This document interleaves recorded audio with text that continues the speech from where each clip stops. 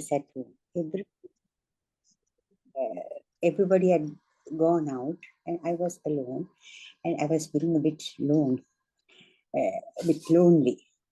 And then I received a phone call from one of our relations.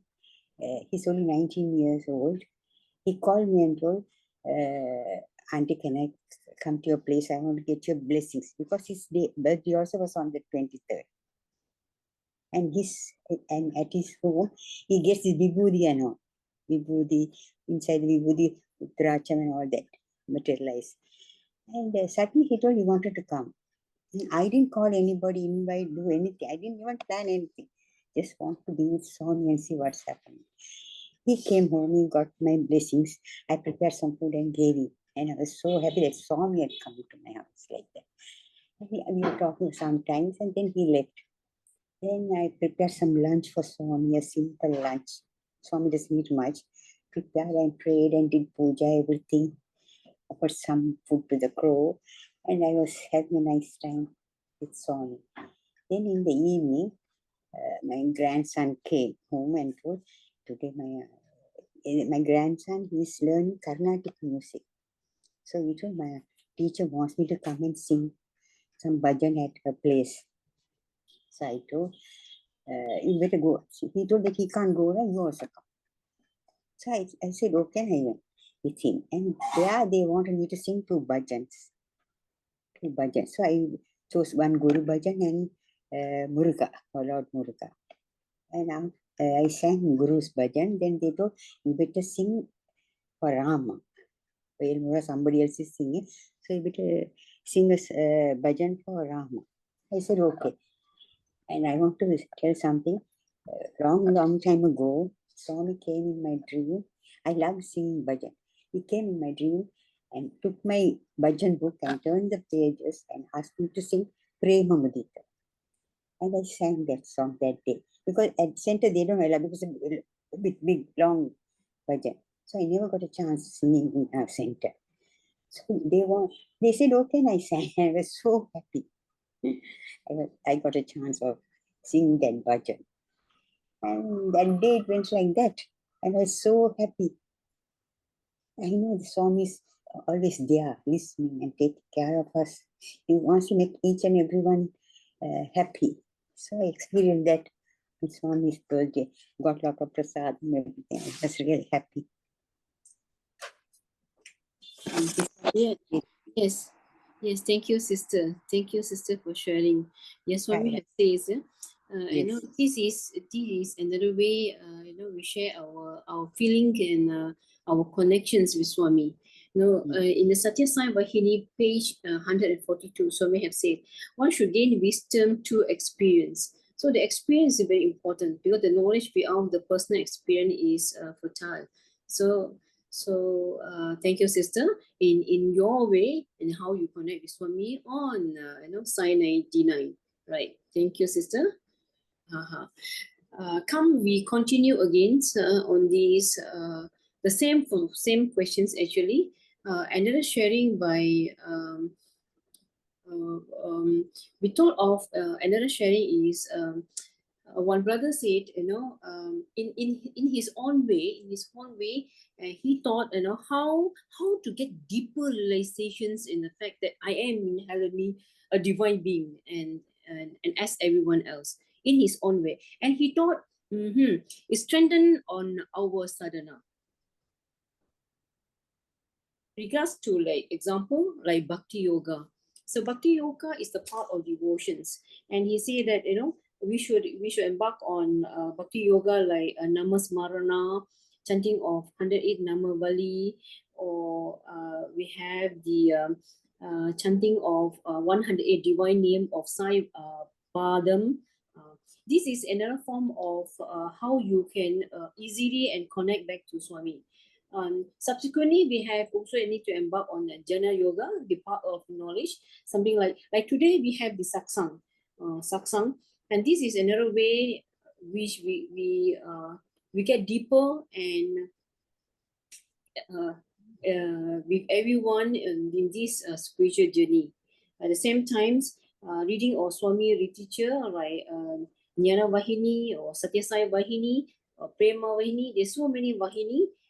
This is another way you go deep and dive deep and digest line by line, word by word, Swami literature. Yeah. Beside that is Karma Yoga. Karma Yoga is the part of selfless actions. Like meaning you're putting whatever the knowledge put in actions in project, something like selfless service. Okay, you embark in Grama Seva or Lula Seva or Narayana Seva or build houses for people. No, this is another way. The brother said this is another way that he felt he had a deeper connection with Swami, right? Subsequently, I would like to call Brother Mukesh again. Brother Mukesh, subsequently is Brother Mukesh. Brother Mukesh said, and how he had that feeling, he had that realization is, he say, acknowledge the gift from Swami. What acknowledgement? This is the Sathya Sai organizations. So no other avatar has established for us, for every one of us actually. You know, we must in other words, with this gift, we must, it is easy for us, we must connect it with Swami. Swami, connect with Swami in heart, words, and actions. So we have to, we not to be satisfied with just the four wall, with the four wall of the center, which must reach out to the society. Yeah, expanding, keep reach out and expanding. Make every home is a Prashandi Nilayam. This actually is sharing by Brother Mukesh. Yeah, and I really felt it, when Brother Mukesh sharing on how he connect with Swami is with this gift. Swami have said, in whatever circumstances, you cannot leave the organizations. Yeah, for whatever circumstances come by, you cannot leave Swami home. Yeah, right. Thank you. Next, brother. Sai Ram, everyone. So the question is, what will I do to gain a deeper realization of the fact that I am inherently a divine being as everyone else, okay? So for me, I'm trying to understand, okay, what is meant by being a divine being. Okay, there's a divine being has a special kind of a form, a shape, an aura, things like that. I think the only way to understand what is a divine being are the qualities of a divine being. Okay, so firstly, a divine being has got the quality of love, unconditional love and kindness towards all beings. And these include expressing empathy, compassion, and care without expecting anything in return. Okay, and secondly, a divine being has got this quality of truth, which means adherence to honesty, sincerity, and integrity in thought, words, and deeds. Seeking and standing by the truth, even in challenging situations. Number three, a divine being has got this special quality of righteousness, that is following moral principles and doing what is right, acting with fairness, justice, and ethical behavior. Number four, a divine being has got this special quality of peace. He has got an inner calmness and equanimity, unaffected by external circumstances. Okay, he always try to promote harmony and resolve conflicts with understanding. Number five, okay, a divine being has got this quality of non-violence. He will avoid harm in thoughts, words, and deeds, and actions towards others and oneself. And he will live with respect for all life and practicing compassion. Okay. A divine being has got this quality of humility. He's free from pride or ego and recognizing the interconnectedness of all being. Okay, and also accepting one's limitation and being open to learning. And now the 7 qualities is a divine being has got this quality of selflessness, nishkama. Okay, acting without selfish motives or personal desires. And he's always serving others with a pure heart and expecting nothing in return. Okay, this is quality number 7. Quality number 8 is a divine being has got this quality of gratitude, that is acknowledging and appreciating the blessings and help received from others. Okay, he's always maintaining a thankful attitude towards life and divine. And the 9 qualities of a divine being is that he has got this quality of forgiveness. You know, there's a saying, to make error is, to err is human, to forgive is divine. So forgiveness is a quality of a divine being. Letting go of what they call grudges, okay, anger, resentment, and practicing patience and tolerance in the face of provocation. Okay, and a divine being has got this quality of faith. He has a strong belief in the divine and trust in the guidance of higher power. Okay, he remains steadfast in devotion and spiritual practice. So the thing is, do I have these qualities? Okay, that for me to realize that I'm inherently a divine being. Okay, so far, I've covered 10 qualities. There are a few more. Okay, I think it's good for me to go through that. Okay, the 11th quality of a divine being is purity. Purity of the mind, purity of the speech, purity of actions. Okay, and keeping intentions aligned with noble and divine ideals. And the 12th quality of a divine being is detachment, freedom from attachment to material possessions and desires, living in the world but not being enslaved by it.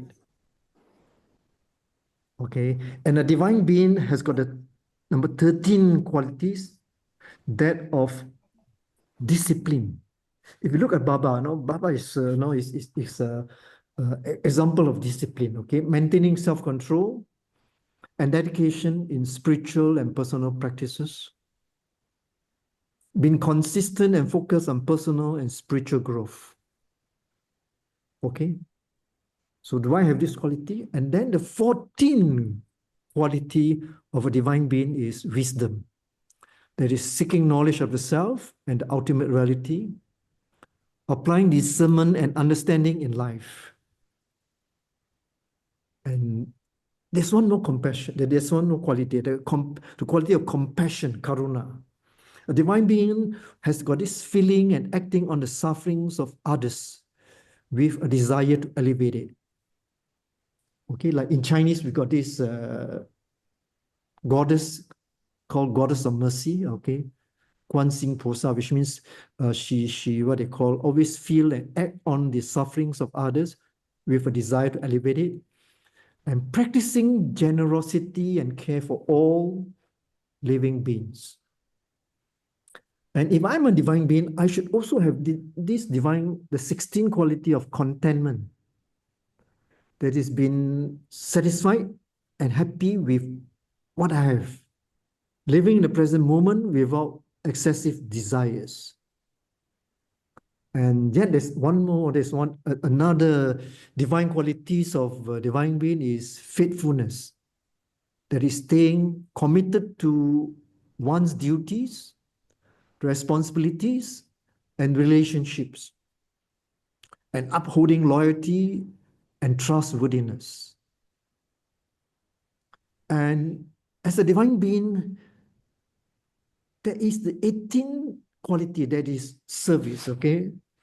Selfless service to humanity and all living beings as an expression of love for the divine, always offering one's time, energy, and resources for the betterment of others.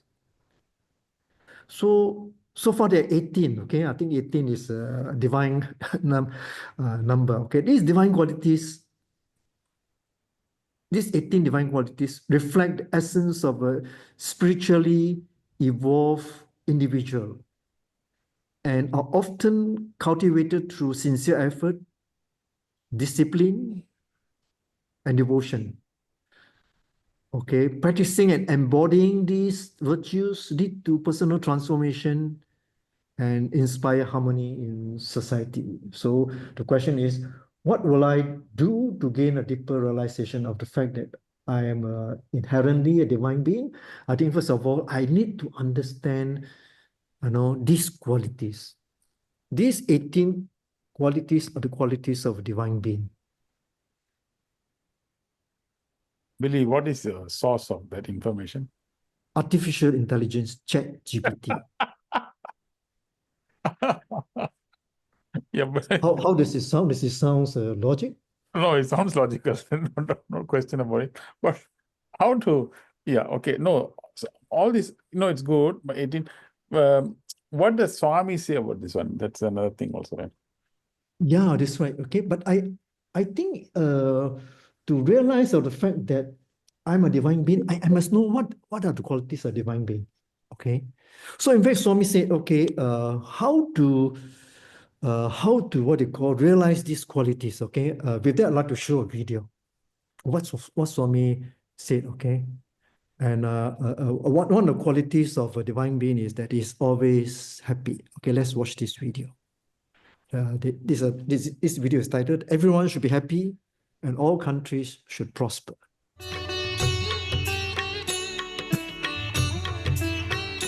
ప్రేమ స్వరూపులారా, ఎంబోడిమెంట్స్ of love, మానవత్వం ఈనాడు చాలా దివ్యత్వాన్ని పొందవలసినటువంటి స్థితిని కోల్పోతుండాది. The humanity has lost its position in understanding the divinity. భౌతికమైన లౌకికమైనటువంటి సుఖ సంతోషముల నిమిత్తమే ప్రాకులాడుతున్నారు. They are aspiring for physical, ephemeral, transient pleasure. ఒక్కొక్క దేశం పైన పడి దానిని భస్మం గావించాలని ప్రయత్నిస్తున్నారు. Each country tries to destroy the other country. ఇది చాలా దుష్ట బుద్ధులు. This wicked feeling.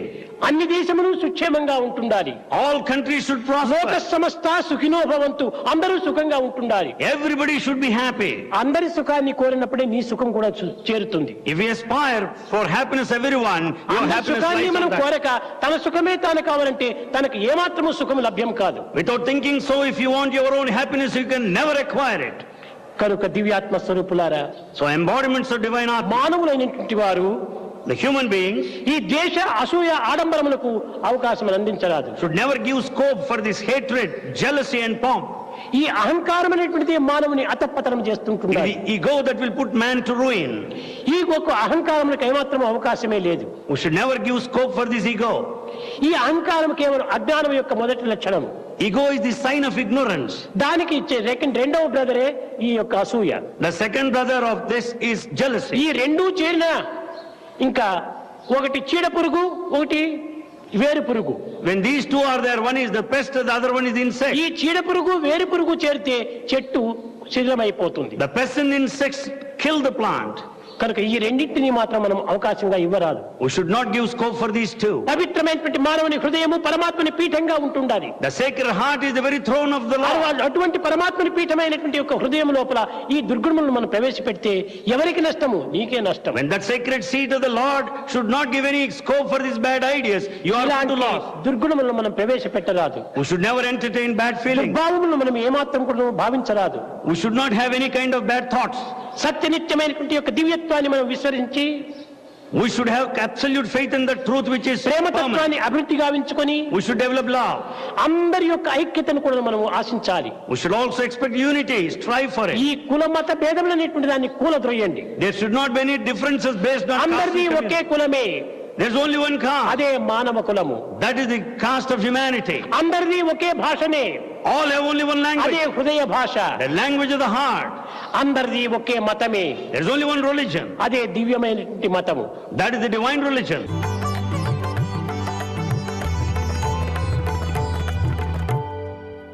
So, okay, so maybe I think I should pause here for feedbacks from the others, okay? So what do we learn from this particular video here? What does Swami say, okay? All right, that Swami said that we have forgotten our divinity because of the bad qualities in us, hatred, jealousy, ego. And Swami has said that we should never entertain negative thoughts, Sairam, really. Yes. Actually, in the beginning, I wanted to ask the question. It's actually, it is now the question. So the thing is this. Swami said, everything is a reflection of yourself. So you see angers in others is actually your anger, So Yes. Swami, like in your video, say, Swami, you must see the good in others. If you see anger in, anger with others, hatred in others, that is also in you. So this one a bit deep in the sense that it is because of oneness. We are all one. We are all divine, right? So Yes. what you see in others is actually yourself. So it's very difficult for us to accept, but it's also the truth. Sometimes we see the bad in others, but we can also see the good in others. We can ignore the bad and see the good also. At times, I wouldn't say all the time we can, right? So, so if we start seeing good, talk good, think good, then the surrounding, everything will be better. You see, every action, there's a reaction. So come back to it. Every action, there's a reaction. So if you think negative, your life will be negative. If you think bad, your life will be bad. Might as well you think good, do good, see good. Then you see life changes. I think in most of us, many of us, life have changed after coming to know Swami, because we know some truth and then we start practicing. So we also attract a lot of good, positive truth in us. But of course, we still got a long way to clean ourselves, to cleanse ourselves. Sairam. Thank you, Brother James. Okay, for sharing. Thank you, Brother Billy, for sharing those 18 qualities. I was just wondering that if it is a divine quality, then divine does also have to learn something. That was one thing you said. And I think Lord Rama and Krishna, they were born with some kala, they used to call it, these are qualities. So is it related to that quality? That will be a divine quality, isn't it? That Yeah. shield, Shama, and all those things. So I think the word where we should use is that going to be divine. That should be much better, because if you are a divine being, you should always have the quality. So I think artificial intelligence should say that going to be divine means you should follow these things. You should be able to learn. You should be able to practice humility and all those things. But once you become divine, means you have already achieved those qualities, like Rama had, Krishna had. I believe that Krishna has additional 2 qualities, which is more than the Rama. That's what I was told, but I don't remember the exact colors what we had. But that's what the humanity has evolved with by their qualities of added up in the present scenarios. So I was wondering that the artificial intelligence should have written little more, saying that to be divine, you should have these qualities, instead of saying that these are if you're divine, you should you have to practice these. That's what I thought, that there's some language deficiency which I felt that should have been there. Saira. Yeah. Okay. In fact, in a shortage of time, to get things out fast, we use artificial intelligence. Okay, although we seems to be very fearful of artificial intelligence, but artificial intelligence could also be part of the supreme intelligence. Okay. Yeah, what you say is very true. So others, okay? Ram, brother. Yes, Sarambaram. Yeah. The word inherently divine means you're born with it. Yes. Inherently means it's not somebody putting inside. It's there. It's there. You're born with it. You are gifted with it. So what is that you're gifted with? The gift is you're born with the soul. That's your divine light. Very precious, which gives you the life force. What is necessary for a human to reach, to transcend, and get the benefit of this inherent divinity? Swami explains the 5 human values which you're born with. Those 5 human values are hidden, but it comes occasionally, sometimes more often than others, and it makes you more human than one has been previously. And then it can be cultivated to become, to reach a point of excellence. And it can still mature during the lifespan of 70 years or more. So, how do you reach the deeper realization of this inherent divine quality each human being has? That is knowledge. And what is the knowledge you require? Very simply put, we have got the 9 code of conduct, which is adequate for all purposes. If one were to sit and contemplate on this and then practice it. Practice it means practicing it earnestly. Practicing it earnestly is to become from one stage of a human being to the other stage, which is to become a divine being. Why? Because human beings are classified as spiritual beings. And because of the spirituality, it works. It works with a certain force within, which keeps attracting and moving in the direction towards divinity. And that is realization. The final outcome would be realization. So everybody has this opportunity, and everybody has been given the framework of how to operate. This is a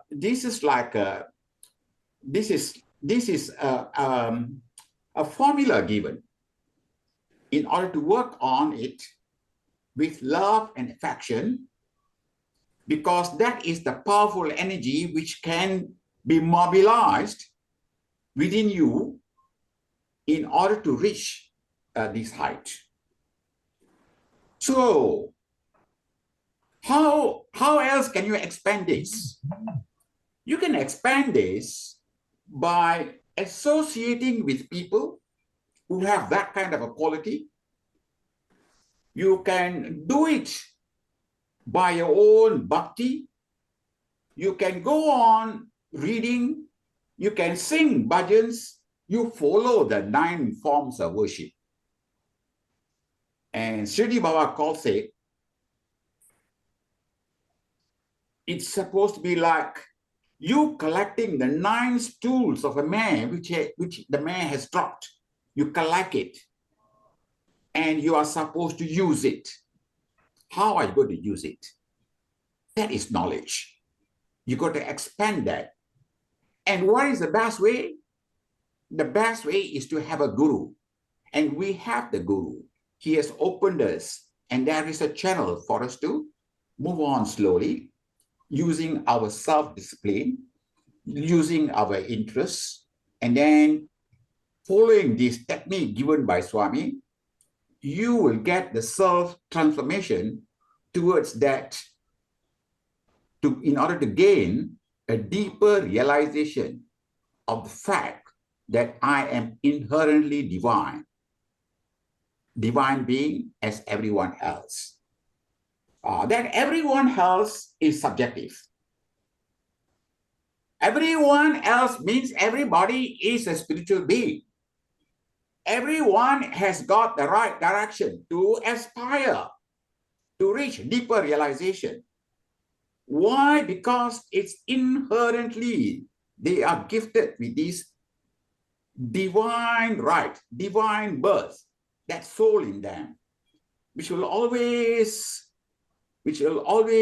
trigger you in that direction.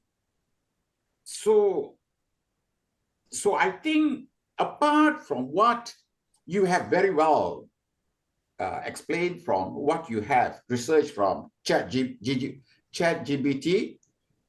I think in addition to that is going back to Swami's books and using this basic understanding of each human being in order to reach the deeper realization of the fact. Saram, brother. Saram, Brother Rama. Thank you. Thank you Hi, so Ram. much. Sure. You have to first transform yourself, then self-realizations come. For that, you have to practice positive thinking, positive attitude. See only good in everything. There's actually no bad. Even in a bad thing, there's something good. And see only good in everybody. And see yourself as others. You're not different from others. All are divine. All are good. Then only you can be happy. So this quality, we have to achieve that quality within us. You have to be yourself. You have to be yourself. Then you can realize that divinity. Saira. Saram. Thank you, sister. Billy, I just want to say something. Yes. See, I think when we are going for a deeper realization, we are talking about trying to deepen our experience. So deeper the experience, deeper we are realizing.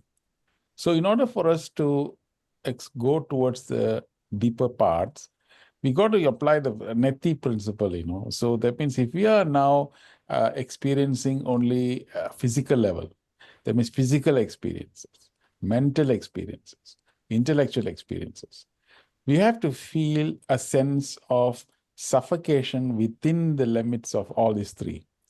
How that happens is, it is directly tied up to the purpose. So when the purpose is like, for example, when we have the purpose that we have something bigger to achieve, something higher, something greater, but that can only happen when Swami gave the reminder, there are only two things you must remember. What is that? Death and God. So when we have that understanding, that's why Swami said in Jnanavahini, those who are not contemplating upon what death is can never become a jnani. You see, that's a very powerful mantra.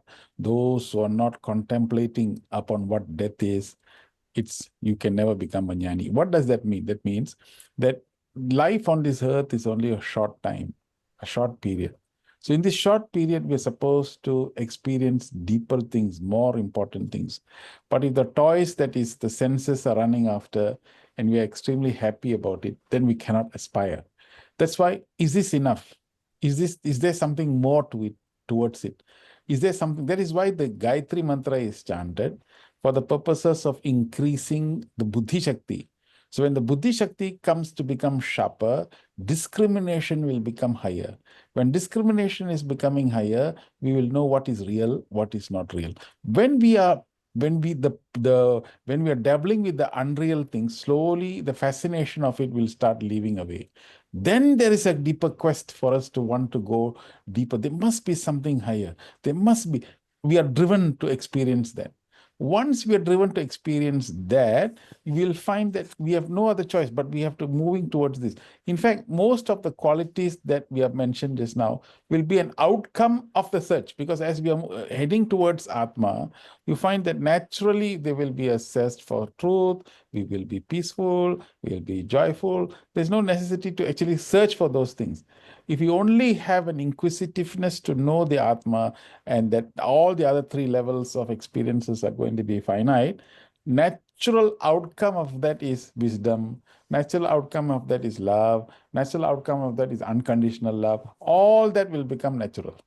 So this is why the teacher is trying to say, Bhagawan Baba is trying to Atma Sarupalara, Atma Sarup. Why? Is because that is the basis, and we must have a quest to have that. That is how we can possibly deepen the realization by going towards deeper and deeper and deeper aspects. You see, for example, even in this experience of our study cycle, at many years, 5 years ago, where we were, and say 5 years later, where are we? We'll find we are at a deeper levels of understanding, appreciating, and so on. So that, I think, is the way that slowly we can gain higher and deeper realization of the reality. Yeah, thank you, Dr. Suresh. I like the part when you say that the qualities, which I mentioned, 18 qualities, are a outcome of this particular search, Right. If we are not going like this, example, you search for truth. Every time the truth is challenged, slowly we will have variation like that. We will not become consistent. But when we are going for the ultimate, we have no choice but to become truthful. When we are going for the Atma, we have no choice but to become these values. So that's one way of looking at it. Okay, let me just put it the other way also. This is one way of looking at it. But the real reason why we also teach values is that slowly by practicing the values, slowly by increasing our appreciation of truth, slowly we also driven to the Atma. It's the other way also. We can do two ways. One is to have the deep inquisitive thing for Atma, and this will be the outcome. The other is, some people may not have, some of us may not have that drive for the higher reality, but in our real day-to-day living, okay, how you practice truth, how you become value, okay, by practicing all those values, you see the benefit of it, you see the tangible outcome, and that drives us. The mind becomes more and more calm, more and more subtle. So the mind has the capacity now slowly to slow down, and the intelligence comes out. The intelligence then drives us to the Atma. So it works both ways, actually. Okay. Yeah, I think what we are talking here is that, see, we are at the human level, and we are thinking of reaching that higher level of supreme. So idea is that, as Brother Rama said, that these bad qualities, I mean, we have good qualities, but it has been covered. So that it's uncovering which we have to do. That's the only thing which you have to do. And as Brother Billy said, that those 18 qualities which he mentioned is the way to uncover. As we uncover, slowly the effulgence will come, and we reach the goal. So that intensity to the goal should be identified in our way. And once we do that identification, this all the coverings we just shed, and because selfishness is there, anger is there, hatred is there. So all these things will fall off as we move towards our ultimate goal.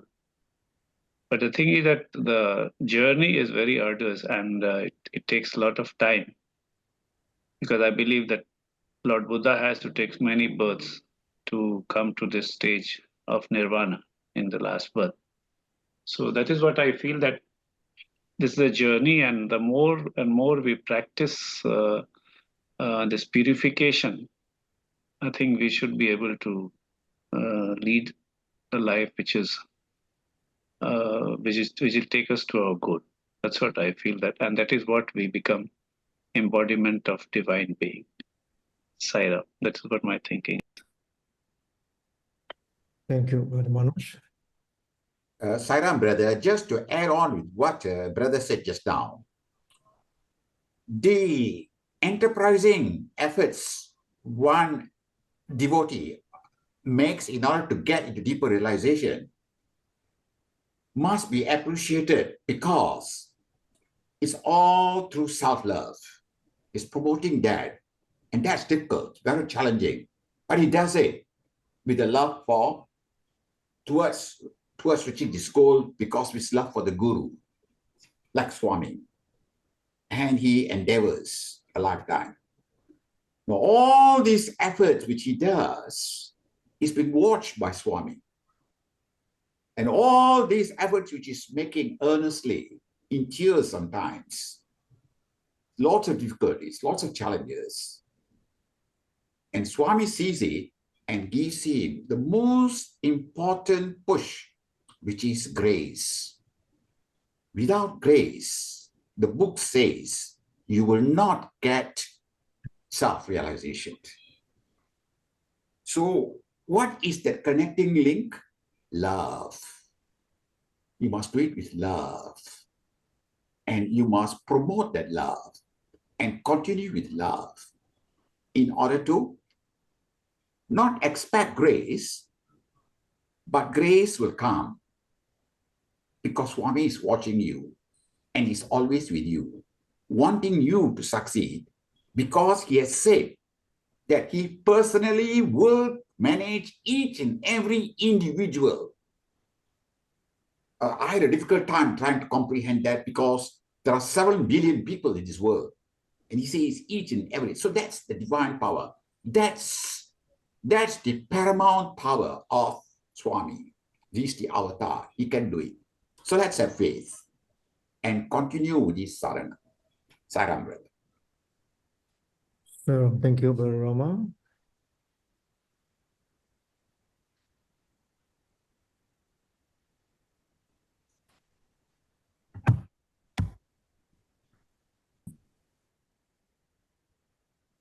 Anyone else? Hi, Rom. Brother Billy, Yes. I think another way to look at this topic is the word mirroring.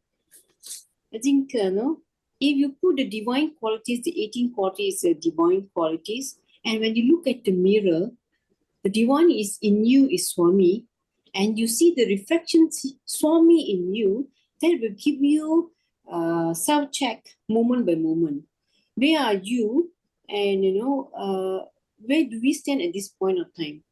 Do we carry that intensity, the reflections of Swami in our daily life? And when you see the other party, you only see the Swami quality. Everyone is the mirror of Swami. So they indirectly will mold you to bring you the divinity in you. I think that's another way, easy way, to put Swami as your mirror. Yeah. Sarah? Thank you, Sister Mei-Ling. Anyone else like to share? Saram Bide.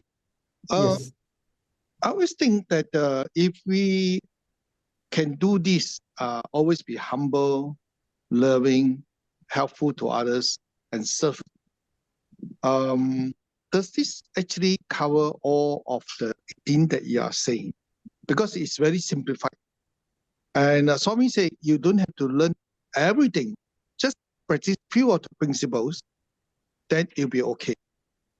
So I don't know. I will feel that always be, helpful, loving, be humble. It helps a lot. Saram. Thank you, Brother James. So, yeah, Sister Chandrika. Sairam, actually, superficially, when we walk into a place of non-Sai devotees, for example, a temple, they will say, oh, Sai Baba has come. So superficially, we are all like mirrors of Swami. I see. So beautiful expressed, okay, Sister. Okay. So, as much as Swami has told us that the purpose in life is to unfold what they call inherent divinity in us, he has actually also tell us, okay, how to go about achieving it. And this he talks about the 9-point code of conduct that we must practice. he talks about the three wings of activities, that is spiritual, education and service. Okay, so this is where we must get as many people to be involved in activities. And if you are also in this group, be involved in the bhajan activities, because it's only when we involve that we can evolve. All right. And Swami has also given us some mantras to chant, so to enlighten us. Dr. Suresh mentioned about the Gayatri mantra. Okay, it's one of them. Okay, and now I would like to go back to what they call the two prayers that Swami has given in 1961. Okay, as I go through this prayer, some realization came. Okay, all right. Let me go back to the morning prayer, which Swami has given to us. And in fact, today as I read through this, some inspiration came. The morning prayer starts by saying, "Oh Lord, I am born now from the womb of sleep." Swami did not want us to say, "I am awakened from sleep," but he said, "I am born now from the womb of sleep." What is meant by this? What is the significance of this? When we are born, okay, we are born as a baby, pure, so pure. We always like to hug babies because they're so pure. So when Swami wants us to say that I am born now from the womb of sleep, which means at night you have gone in, you have slept, you have what they call gone into death, But in the morning when you wake up, you must be born fresh. You must be born as pure like this baby. I'm born from the womb, okay? And as we go about doing our things, Swami said, okay, offer this as, take this task as offerings to him, okay? And with him, with Swami ever present in our mind's eye. Because why? Swami is purity. Swami exude the kind, the divine vibrations. So when we always think of him, we are connected to the divine vibrations. We are connected to purity. That's why Swami always wants us to think of him. And then one powerful way of what they call realizing that we are the inherent divinity is to always make our thoughts, words, and deeds pure. Practice this, okay? Okay, and I just did this thing, okay? I just say this thing. Okay, am I hurting the person? Okay. Is it sacred? Is it pure? And Swami always emphasize, okay, help ever, hurt never. That's why in this prayer he specially mentioned, let me not inflict pain on anyone. So daily in our ways we do that, we need to constantly remind ourselves, let not inflict pain on anyone. And also Swami want us to, and let no one inflict pain on us. And Swami always want us to be on the telephone line with him, That's why I say that, direct me, guide me this day, So as you wake up, we make telephone call with Swami and try to keep the telephone line on throughout the whole day, so that whatever things we do, let him guide us, okay? Otherwise, we make mistakes in life, okay? But as we connect with him to receive his directive, this direction, and his guidance, okay, we will move on in life, okay, towards the divinity. All right? And let's look at the night prayer, the night prayer. So the night prayer starts by this: Swami, the tasks of this day whose burden I place on you this morning are over. Okay, so I've done everything in life already. It's now for me to go back to the Lord. All right. So put aside everything, because what everything is done. Okay, it's you who make me walk and talk and think and act. So Swami wants us to realize that we have no control over ourselves. We cannot control our breathing. Breathing is part of God. Okay, our heartbeat is because of God. Our stomach digesting is God is because of God. Okay, so Swami wants us to realize that we are nothing but divinity. Is actually we are just the physical body. We are not the physical body. We are a divine being living in this physical body, and this divine being is doing all the things. My task is done. Receive me. I'm coming back to you, which means be ready to give up at any time. Okay. So I remember one story shared by the one who organized Adi Rutranya. What is his name? I just forgotten. Okay. So there was one day he was carrying a briefcase, to see Swami. Then Swami asked him, "Are you ready?" Vinay. Vinay Kumar. Okay, are you ready? Then Vinay was very puzzled. Okay, so Swami kept asking him, "Are you ready? Are you ready?" Then finally said, "Are you ready to give up life? When the time comes for us to leave the body, are we ready?" So Swami wants us to say this, okay? My task is done, okay? I've done all my duties, responsibility. Receive me, I'm coming back to you. Coming back to you means merging with God, which means Swami wants us to practice that. To be ready every night, be ready to surrender everything, Swami, okay? I'm not too sure whether tomorrow I will come or not. Okay, but receive me, I'm coming back to you, okay?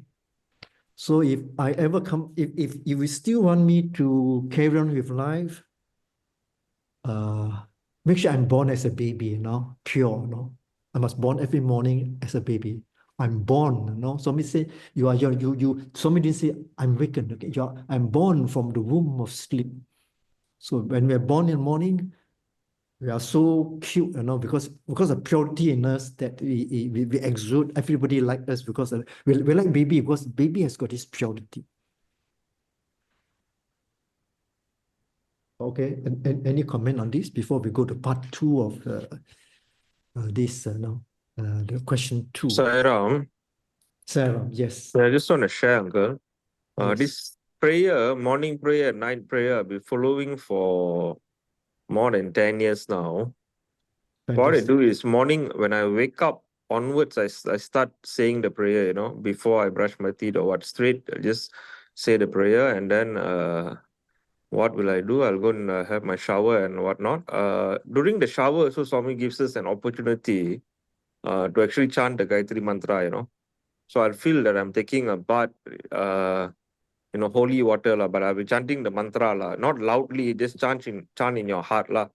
And then after that, after I come out from the shower, the best thing you can do since we all have a smartphone and artificial intelligence and whatnot, technology is so rampant, you just can download the Radio Sai app, There's an app, Radio Sai on Android and on Samsung, Android and iPhone. So you can just play that app. You don't have to go to YouTube, because you go to YouTube, you'll get advertisements and all that. So if you play the app, if you have the right timing, you can just press Asia Stream and it connects you straight to Prashanti. So that's what I do. I usually connect it to Asia Stream or Bhajan Stream, let it play for a while, then do my prayer, then enter the car and then go to work. Sometimes if you really you want some connection to Swami, I think the best way is you just play some bhajan on the spot and then have a picture of him in your car, then you can talk to him. Then at night, what I'll do before I go to sleep, I'll say this prayer, but I'll add another prayer. Another prayer is a Buddhist monk taught me this prayer. The prayer is very simple. You just say whatever, you just say the night prayer. I'm coming back to you, and then you just tell to Swami to forgive you for anything that you have done throughout the day, lah.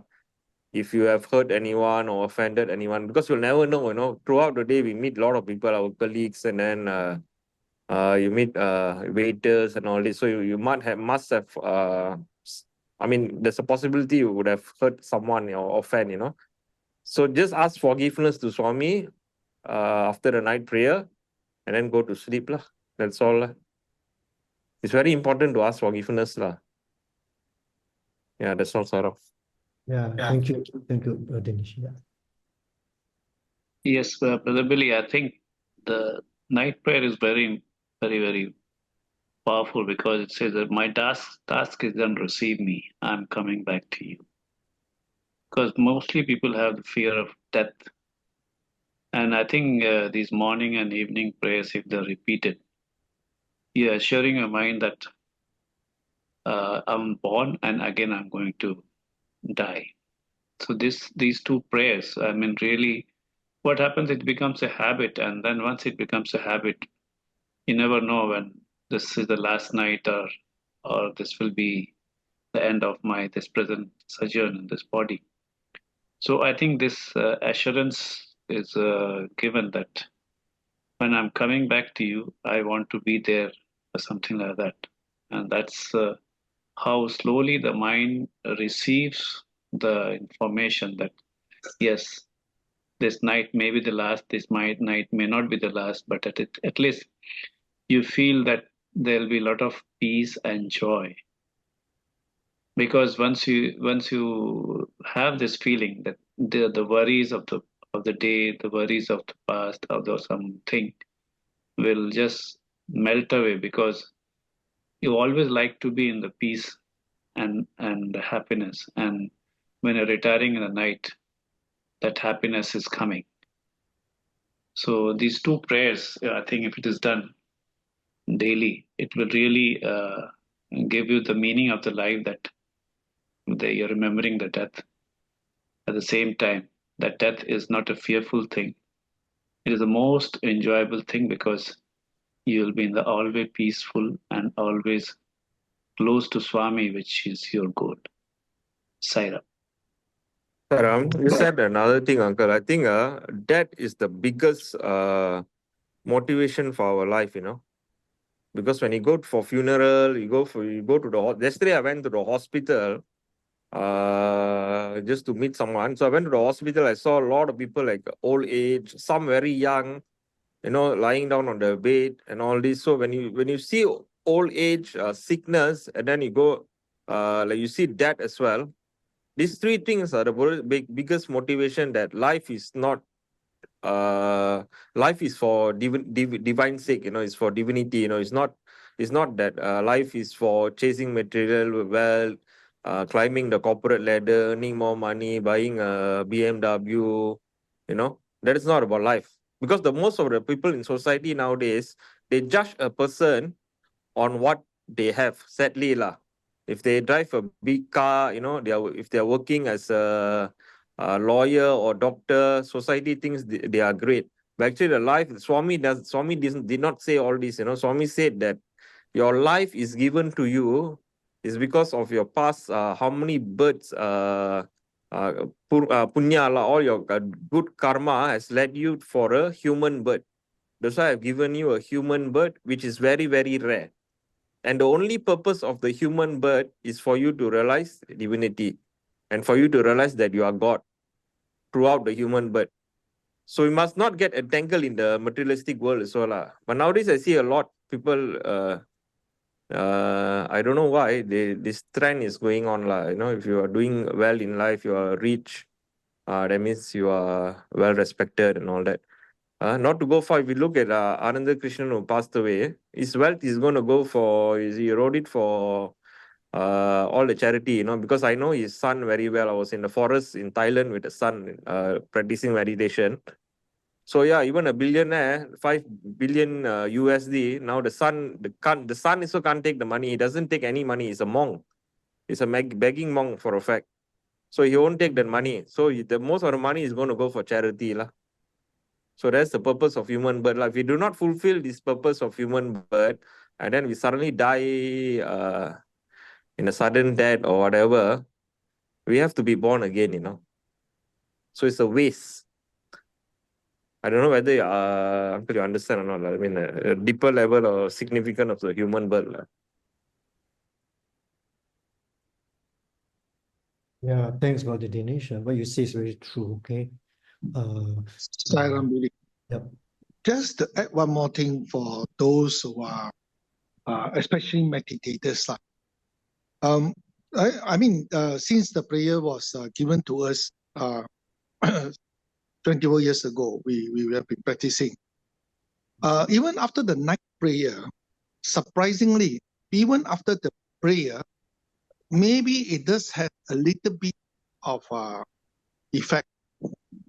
But the effect actually come if some of you can try this. Before you sleep, sit for 10-20 minutes meditation.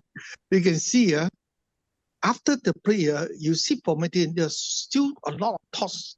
The motion is still on, you know. When you sit for meditation, then you see the thing actually settling down. You can actually feel it settling down within the 10-20 minutes. So this is an additional practice. You know, after the night prayer, you can sit for 10-20 in silence or in meditation. Best is meditation. You can actually feel the whole thing settling down. So your meditation is going back to God. Yeah, you're merging back to God. Sairam. Thank you, Brother James. The practice of thinking about that actually can help solve a lot of mental turmoil. I still remember, I was in Sri Lanka, Suddenly I realized I've lost my phone, Oh, suddenly the agitation comes. Oh my God, I lost my phone, okay, what am I going to do? It's going to be a lot of inconvenience, okay? So I was looking through my, bag many times, okay? I walked to the kitchen, canteen to see, Then as I walk back, I sit down, okay, if tomorrow I'm no more, tomorrow if I'm dead, would this phone be important to me? So I think if when we have problems, tell ourselves, okay, we are just here for a short time, okay? If I pass away tonight, will this worry still be of any importance to me? So the greatest event in life is death, actually, okay? So we are come to this life to prepare for that great event, that so that we won't be born again. All right. So with this, I think we need to go to the question 2 now. Question 2. Okay. All right. Sorry. So Sister mailing back to you. Back to you. Okay. Being awareness, please. How do we reflect this in our daily living? Okay. All right. So part 2 of the question is that let's go back to the part 2 of the questions. Okay.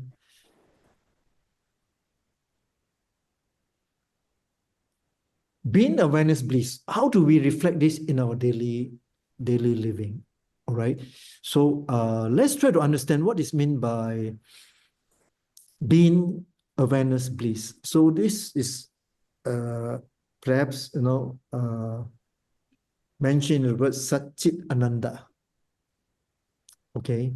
So what is meant by Satchit Ananda? Satchit Ananda is a Sanskrit word that encapsulates the essential nature of Brahman, ultimate reality in Hindu philosophy, encompasses of 3 elements. Okay.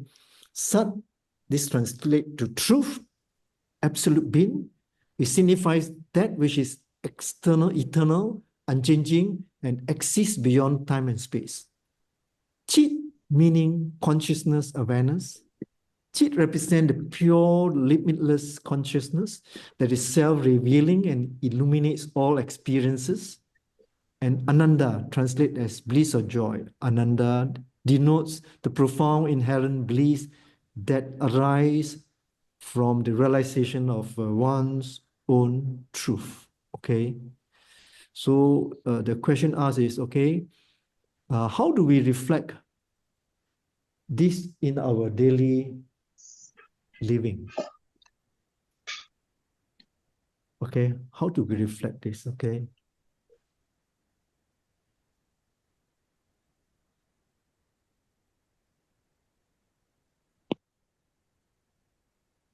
So sat means assistance, okay, mindful presence, okay. So one way to reflect this is to practice mindfulness, okay, mindful presence, okay. Engage fully in each moment, whether during routine tasks or interactions, to cultivate a sense of being present and connect to the flow of life, okay. Then authenticity is to align action and decision with our core values, ensuring that, you know, our external life reflects our inner truth. Then on consciousness, okay, one way is to practice what is called self-inquiry, regularly reflect on the question, who am I? To deepen self-awareness and understand the layers of your identity beyond superficial labels, okay? So meditative practices. So we need to incorporate meditation into our routine to quieten the mind and to connect with our inner consciousness, fostering clarity and insight. So I wonder how many of you are not aware that every Monday morning, we call it Monday morning meditation, okay, from 5:30 a.m. to 6 a.m., okay? So it is good that we can meditate together as a group meditation. And Ananda, okay, is a practice of bliss, okay, gratitude practice. Daily acknowledgement of the positive aspects of life can shift focus from lack to abundance, enhancing overall happiness, okay. So we are indeed grateful to Dr. Sabitan for introducing the 10-finger gratitude practice. Okay, so every Monday morning after what they call the night meditation, there's this very short 10-finger gratitude practice. In fact, the 10-finger gratitude practice was launched during our recent Sai convention.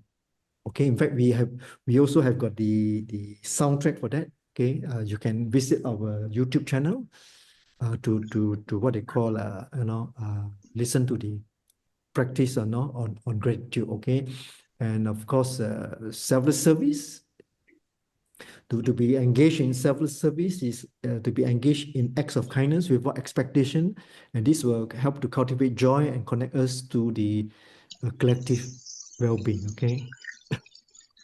So by consciously practicing this principle, we align with the philosophy of Satchit Ananda, being, awareness, and bliss, leading to a harmonious and fulfilling life. Okay. So over to you, Dr. Suresh. Okay, Sairam, thank you, Billy. Very nice session and very nice reflections. So how do we see this is all coming out from that first name, Om Bhagawan Sri Sathya Babaya Namaha. So that is the name. So how do we make that name? You see, if you look at it, the first name and the 108th name is almost the same. So we start like a journey. Bhagawan Sri Sathya Babaya Namaha. It's like starting on a journey. That means you start from the goal, you start from the essence.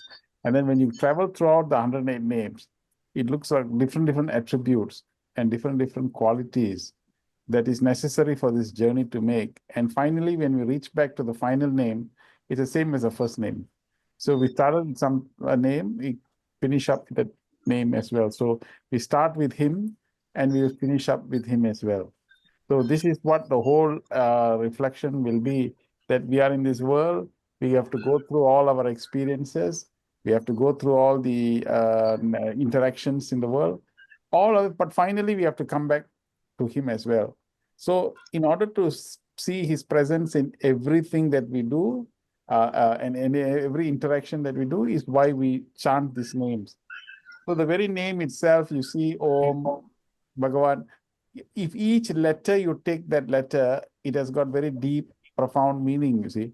So Om, that means right from the very start itself, whether without the form, the whole ultimate thing is the Om. And in fact, Hinduism also, before you go to a temple, right on the top there's Om. So we don't need to look at the form must take us to the formlessness. So on initially Om, then Bhagavan. The Bhagavan itself has got a very deep meaning of the word Bhagavan itself has got deep connotation. Sri is another word which contains, which means auspiciousness also. So Om Bhagavan Sri Sathya also has got a deep implication in our thing. What is Sathya? And all that. And then Sai Baba, Sathya Sai Baba, Sai mother and father together. So you put each word and you contemplate each word reflecting on what we are all trying to achieve. The very words itself has got a goal for us to aspire for. Swami's name has got a goal to aspire for. That's why Swami said, when they said AHV, when we were doing education, then they said how to go put Sathya. Then Swami himself said, my name has got power. So this whole name in itself, if you contemplate, and if it's like what Sister Chandrika said, when the devotee is coming in, itself, public is saying, oh, Sai Baba has come in. In fact, we have had that experience also when we go to a community area and do some work. We keep quiet, but the Muslim or Orang Sai Baba people, they keep mentioning it. So literally, we mean this. We have become ambassadors and embodiments of his name. So the very name itself has a goal, has got a purpose for us to achieve. And this needs to be contemplated upon in order for us to increase our frequency of our own vibration and our own purpose of existence. See, once we can contemplate and begin to really enshrine this, the distance that we put ourselves and him will become shorter and shorter. Then we put him in the heart. That means now we act, we behave, we do everything, knowing very well how he is watching us. So that becomes consciousness.